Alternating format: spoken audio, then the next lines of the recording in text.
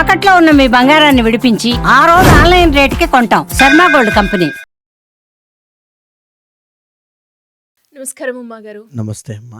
According to Vedic astrology పరంగా మనం చూసుకున్నట్లయితే కర్మ సిద్ధాంతం అనేది ఎన్ని రకాలుగా ఉంటుంది, అందులో భాగంగానే రేవతి నక్షత్రం వాళ్ళకి చూస్తే వారు ఎలాంటి సమస్యతో ఎదుర్కొంటున్నారు, కర్మని ఏ రకంగా అనుభవిస్తున్నారు, దానికి తగ్గట్టుగా ఎవరైనా కూడా పరిహారం చేసుకోవాలి అంటే ఎలా ఉంటుంది గురుగారు? తప్పకుండా అమ్మా. అందరికీ నమస్కారం అండి. రేవతి నక్షత్రం కోసం మనం ఆల్రెడీ మాట్లాడుకున్నాం, కానీ ఇప్పుడు మనం మాట్లాడుకునేటువంటి సందర్భం అంతా కూడా మహాశివరాత్రి పర్వదినమున మనం చేసేటువంటి కర్మ ప్రాయశ్చిత్త రుద్ర తంత్రం కోసం చెప్పడం కోసం మాత్రమే. అయితే రేవతి నక్షత్రం వాళ్ళు ఎందుకని ఈ యొక్క కార్యక్రమంలో పాల్గొనాలో చెప్తానండి.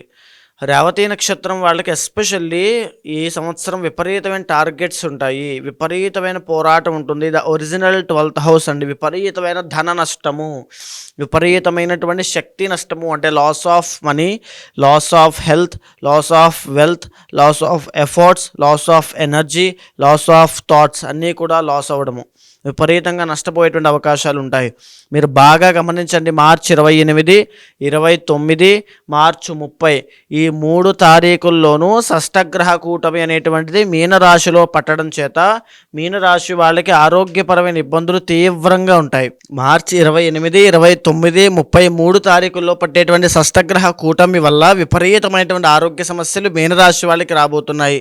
అదేవిధంగా ఎవరైతే మీనరాశిలో ఉండేటువంటి వ్యసనపరులు కానీ, జూదరులు కానీ, లేకపోతే విదేశాల్లో ఉంటున్నారో వాళ్ళందరికీ కూడా ఇబ్బందికరమైనటువంటి పరిస్థితులు వచ్చే అవకాశం ఉంది.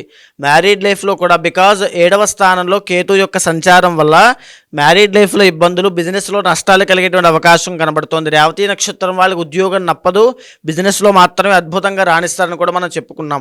ఆ విషయంలో కూడా రేవతి నక్షత్రం వాళ్ళకి ఈ సంవత్సరం చాలా ఇబ్బందులు కనిపిస్తున్నాయని చెప్పొచ్చు. మార్చి 30వ తారీఖు తర్వాత జన్మశని ప్రారంభమైన తర్వాత ఇప్పటి వరకు ఏదైతే వీళ్ళని ఇబ్బంది పెట్టినటువంటి ఆరోగ్య సమస్యలు, మొదలైనటువంటి ఆరోగ్య సమస్యలు అవి తీవ్రతరం అవుతాయి. అవి ఊపిరితిత్తుల దగ్గర నుంచి మోకాళ్ళ వరకు వచ్చేటువంటి ఆరోగ్య సమస్యలుగా వాళ్ళకి ఆ అవయవాల విషయంలో ఇబ్బందులు పడే అవకాశాలు ఉన్నాయని కూడా మనం చెప్పుకున్నాం. అయితే వాళ్ళ జాతకానికి ఉదాహరణకి రేవతి 1, 2, 3, 4 పాదాలు తీసుకున్నాం అనుకోండి. 4వ పాదం వాళ్ళకి తండ్రికి దోషం ఉంటుంది. 4వ పాదంలో పుట్టినటువంటి జన్మించిన వాళ్ళకి తండ్రికి దోషం ఉంటుంది. ఉదాహరణకి 4వ పాదం వాళ్ళు కనుక చిన్నప్పుడు నక్షత్ర శాంతి చేయించకపోతే తండ్రికి గండం ఉండడం కానీ, ఆరోగ్య సమస్యలు రావడం కానీ, ధన నష్టం కలగడం కానీ, కుటుంబ నష్టం కలగడం కానీ జరుగుతుంది.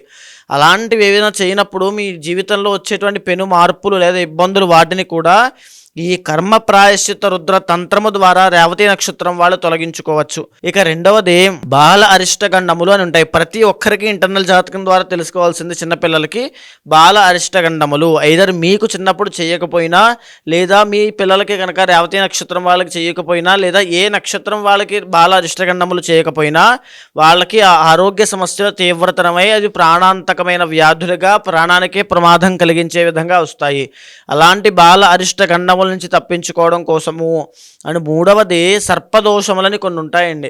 సర్పదోషంలో 12 రకాలు, అనంత, గుళిక, తక్షక, కర్కోటక, విషక్త, విషనాగ, పద్మ, మహాపద్మ అంటూ 12 రకాలుగా విభజించబడి ఉంటుంది. కాలసర్పదోషాన్ని తొలగించుకోవడం కోసం ఎంతోమంది ఎన్నో రకాలుగా ప్రయత్నం చేస్తూ ఉంటారు.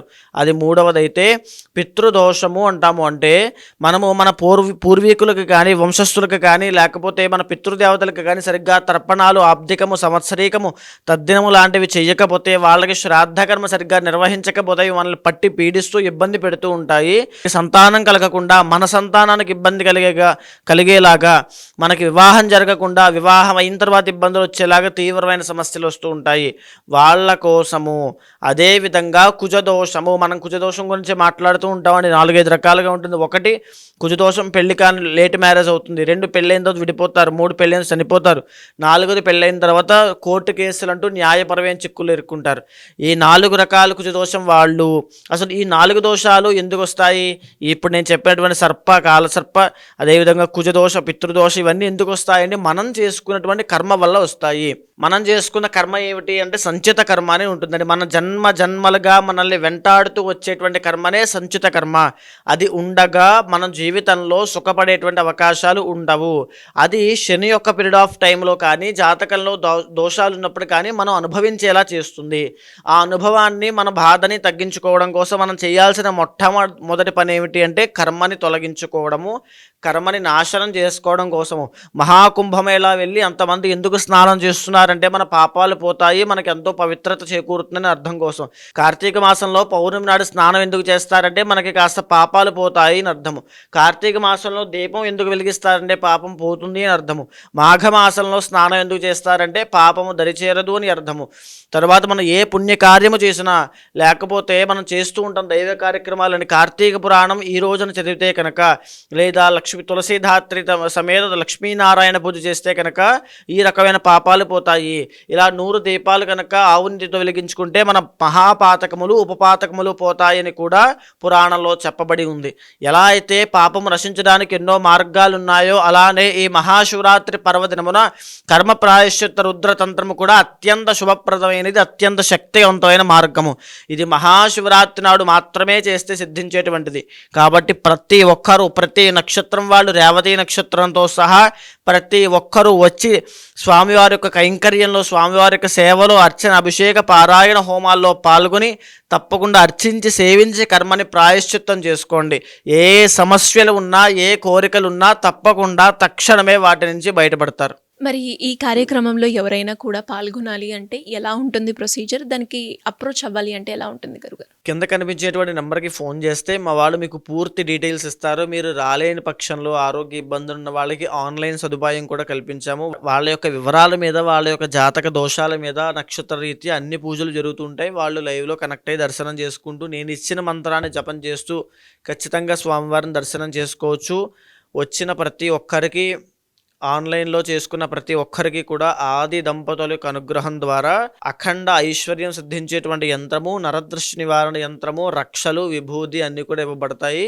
అది తీర్థ ప్రసాదాలతో పాటు ఇవన్నీ కూడా ఇవ్వబడతాయి. ధన్యవాదాలు. నమస్తే అమ్మా. సుమన్ టీవీలో మీ పర్సనల్ అండ్ బిజినెస్ ప్రమోషన్స్ కోసం కింది నెంబర్కి కాంటాక్ట్ చేయండి.